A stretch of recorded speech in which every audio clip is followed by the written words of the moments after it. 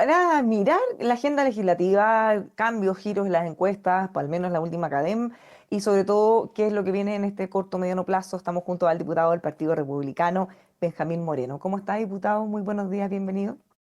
Muy buenos días, Bárbara. Encantado de poder conversar con usted acá en EMOL TV. Un tema político, partamos, dado que tenemos la última encuesta CADEM, en donde, así como esperaban en su partido, se produjo el empate. Por supuesto que esto todavía es una foto reciente, queda mucho por ver, pero algunos dicen caballo cansado, calzado, caballo pillado, caballo Caballo ganado. pillado, caballo pillado, caballo ganado. Eso es lo que se dice, sobre todo en la hípica. ¿Cómo lo ven Pero ustedes? Al menos la foto de esta semana. las encuestas son fotos y las encuestas en realidad van y vienen. A nosotros, estemos arriba, estemos abajo, no nos mueve la aguja en cuanto a la convicción o las cosas que nosotros queremos plantearle al país y plantearle a la ciudadanía. Entonces, un día podemos estar mejor, otro día podemos estar peor, pero nosotros seguimos trabajando por presentar una serie de medidas como el plan escudo fronterizo, como ciertos beneficios para tratar de ayudar y empujar en la crisis de natalidad que vive nuestro país y tantas otras cosas que son muy importantes y que no dependen de si en la encuesta te fue bien o mal. Nosotros no nos ponemos nerviosos por la encuesta. Nosotros seguimos trabajando con la misma convicción y con el mismo compromiso porque creemos que Chile requiere de un cambio radical en distintos tipos de materias, materias que quizás serán un poco más a largo plazo, como los temas de natalidad, y materias que son más urgentes, como el tema de seguridad, de economía. Entonces, la verdad es que siempre uno se alegra cuando le va bien, pero no es algo que nos mueva la aguja o determine nuestro actuar.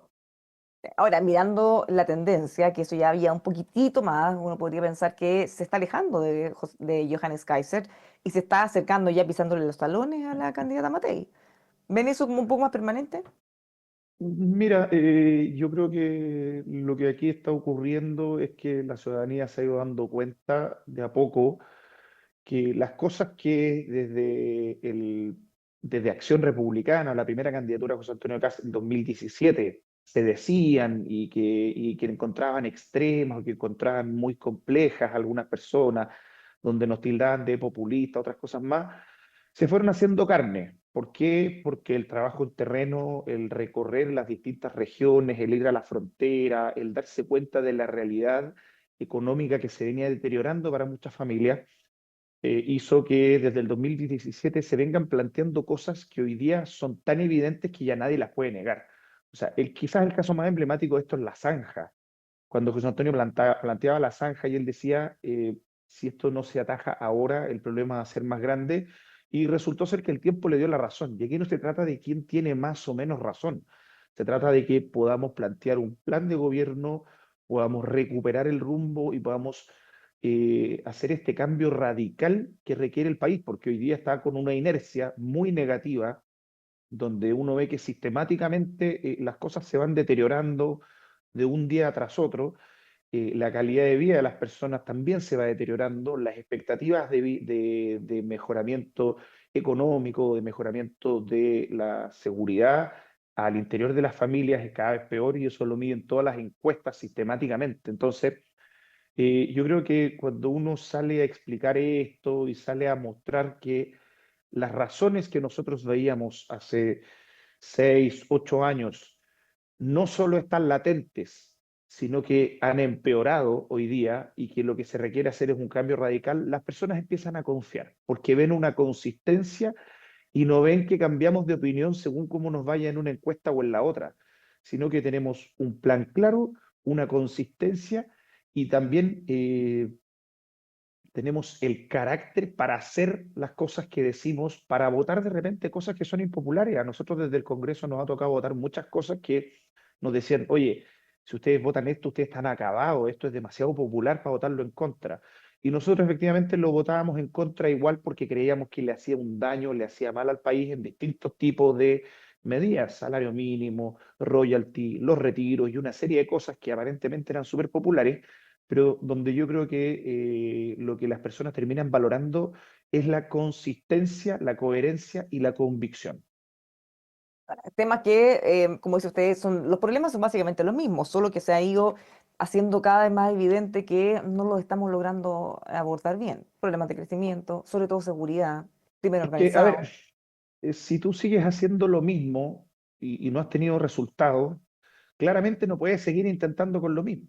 O sea, si las mismas, acá siempre es súper claro esto en políticas públicas. Cuando uno hace un rastreo de una política pública errada, deficiente, por ejemplo, el Transantiago, que se come cerca de $1.000 millones al año en transporte, lo que termina impactando a las regiones, y es una política pública que estuvo muy mal. Los primeros que se van a ofrecer a tratar de arreglar ese problema son los que crearon el problema. Entonces, eh, difícilmente ellos van a poder solucionar un problema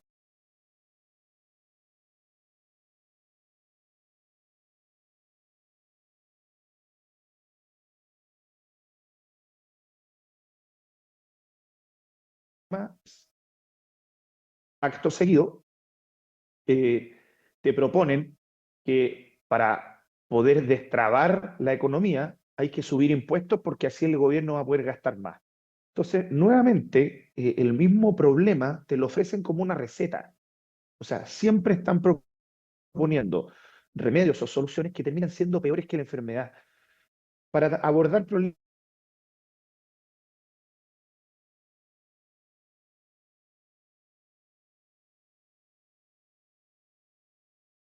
ya la rigidez del mercado laboral, solamente te están proponiendo más rigidez, más problemas para contratar, más problemas para despedir. Entonces, es algo bien irracional, pero dentro de las políticas públicas ha faltado durante mucho tiempo el sentido común. Eh, Él ya fue candidato, ha sido candidato otras veces, incluso llegó a una segunda vuelta. Algunos dicen si llegara a pasar eventualmente con Carolina Toá, bueno, quizás sería más fácil que ganara Toá, si es que ya ganó Gabriel Boric, pensando en que la gente lo puede ver como más de centro. ¿Ve que se corre ese riesgo nuevamente? Pensando que pasar la segunda vuelta con ella, capaz que puede hacer con Matei, y todo está abierto. A ver, yo creo que ese riesgo no es tal, porque hoy día hay una situación distinta. El país está peor que hace 4 años.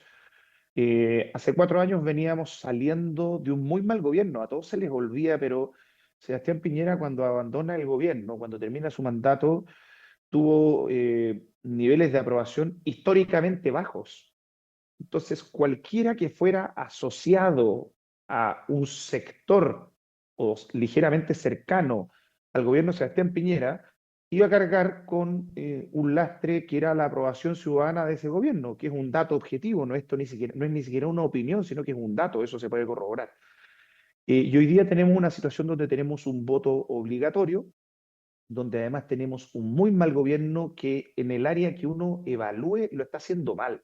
O sea, pasan problemas de seguridad, pasan problemas de relaciones exteriores de nuestro país. Recordemos una serie de chascarros que han existido, donde se filtraban audios desde el Ministerio de Relaciones Exteriores, donde ponían en riesgo la reputación de Chile hacia afuera, donde recientemente tenemos el problema de las vacunas, en los temas de salud, ya se fueron varias personas del gobierno, tenemos el caso convenio, el caso Procultura, tenemos los problemas económicos, los problemas de seguridad. O sea, en el lugar donde tú evalúes a este gobierno, ha sido un desastre. Por lo tanto, creo difícil que alguien que fue ministra de este gobierno pueda sacarse el lastre de lo que va a ser un proyecto de continuidad de este gobierno, porque los chilenos no quieren eso.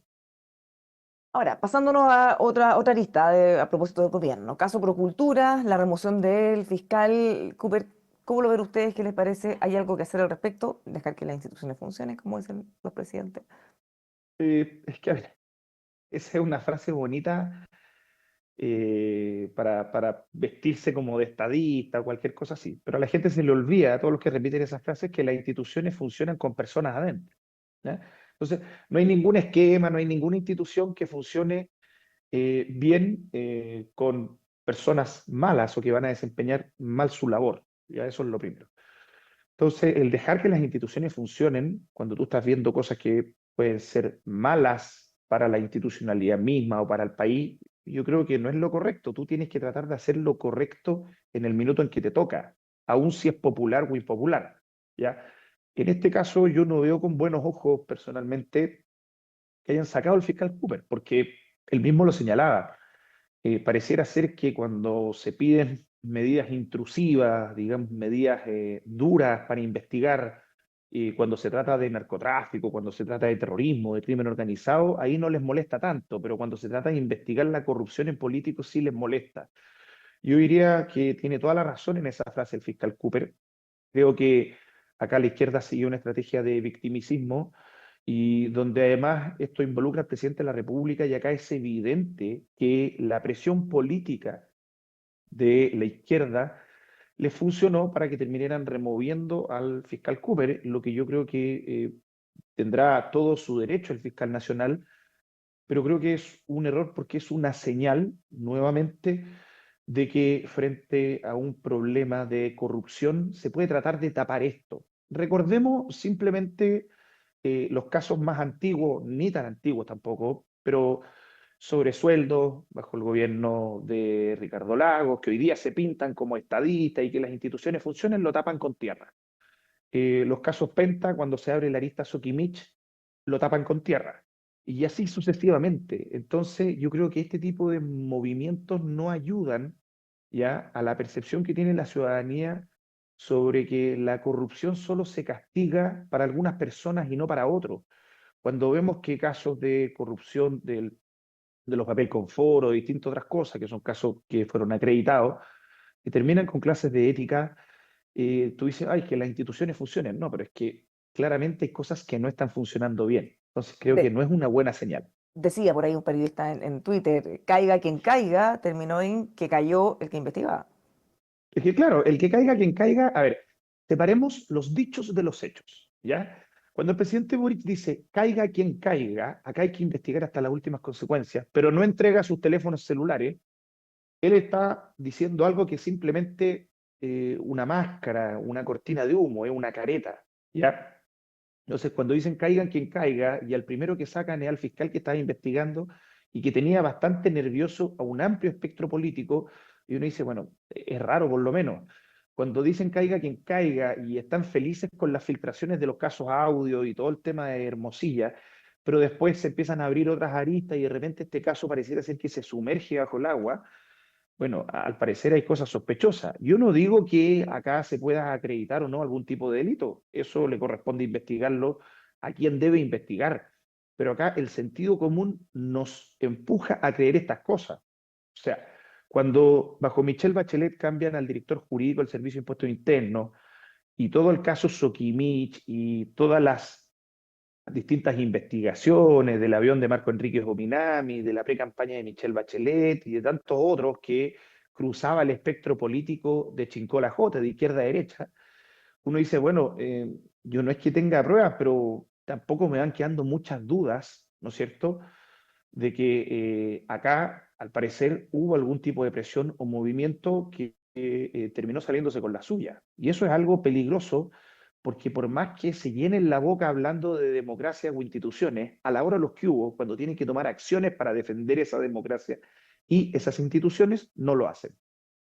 En casos judiciales, tenemos como novedad hace algunos minutos que el ex ministro, el ex subsecretario más bien, Monsalve salió de prisión preventiva tras 181 días privado de libertad. Obviamente que la investigación continúa, él queda con arresto domiciliario total.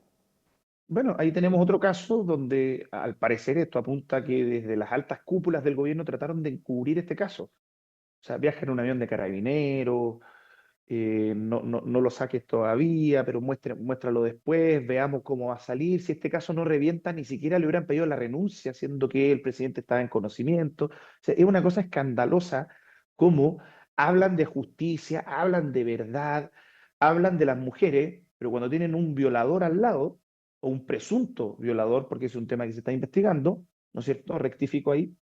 Cuando tienen un presunto violador al lado, prefieren creerle al violador y no a la víctima. Entonces, el amiga yo te creo era pura mentira nomás. Era simplemente un eslogan de campaña para utilizar una causa como el feminismo.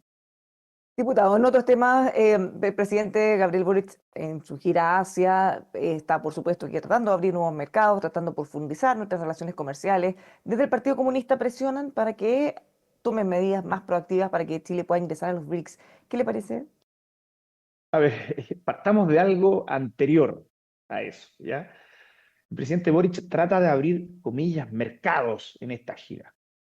Lo primero que tú tienes que hacer primero para abrir mercados es ir con personas que sepan de mercado, que sepan de relaciones internacionales. O sea, perdóname la analogía, pero tú no puedes estar haciendo, tú no puedes poner a alguien a hacer charlas motivacionales que siente que no tiene ningún destino en su vida. O sea, eso es te puede sonar tonto quizás, pero tú para abrir mercados internacionales tienes que ir con personas que entiendan de mercados internacionales, que sepan de exportaciones, que se manejen en las materias. Y tú tienes que querer hacerlo, ¿no es cierto? Si esto es una puesta en escena como tantas otras que hemos visto, esto va a terminar siendo un gastadero de plata, donde llevan diversas delegaciones y se arranca un poco del país mientras tanto y trata de hacer su punto político. Yo creo que acá lo primero es preguntarse, ¿este gobierno quiere abrir mercados? ¿Este gobierno está presionando para entrar a los BRICS por un tema de mercado o por un tema de, eh, digamos, político o geopolítico, por una afinidad con Rusia, con China, con India, en un bloque donde, si no me equivoco, también está Irán?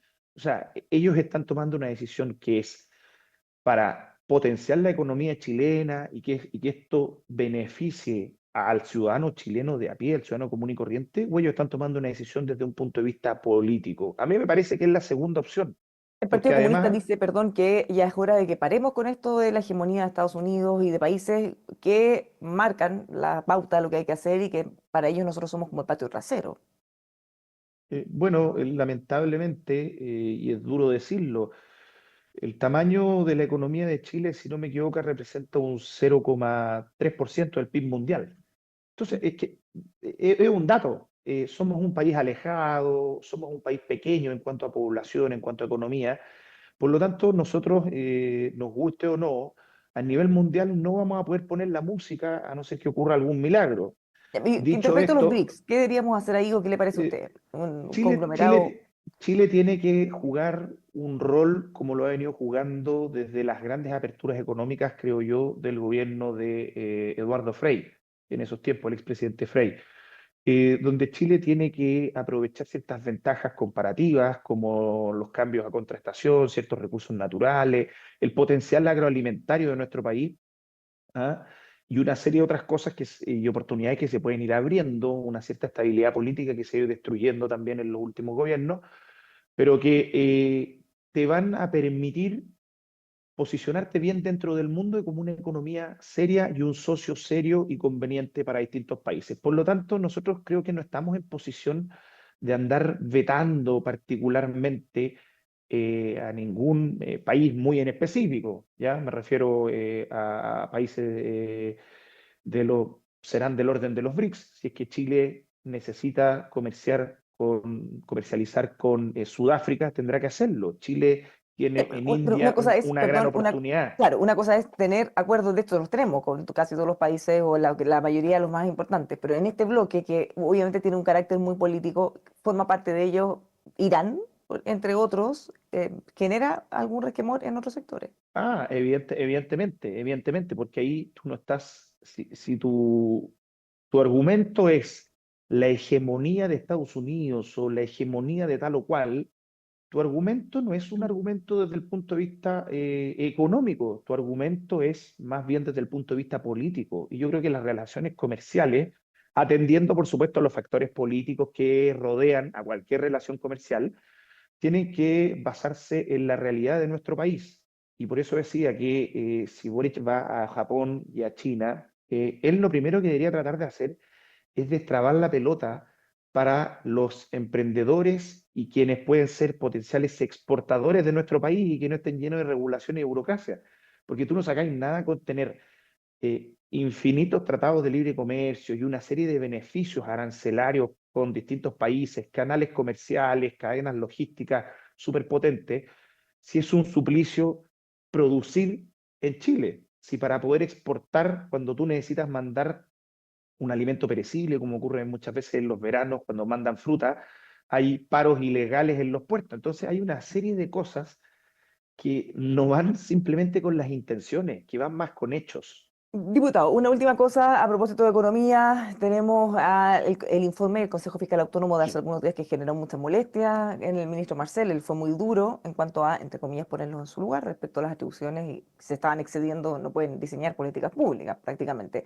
Hoy el Banco Central reafirma de alguna manera lo que viene advirtiendo el Consejo Fiscal Autónomo. Señalan que se requiere un exigente conjunto de medidas para abordar el problema de las finanzas públicas, ¿cómo lo ve?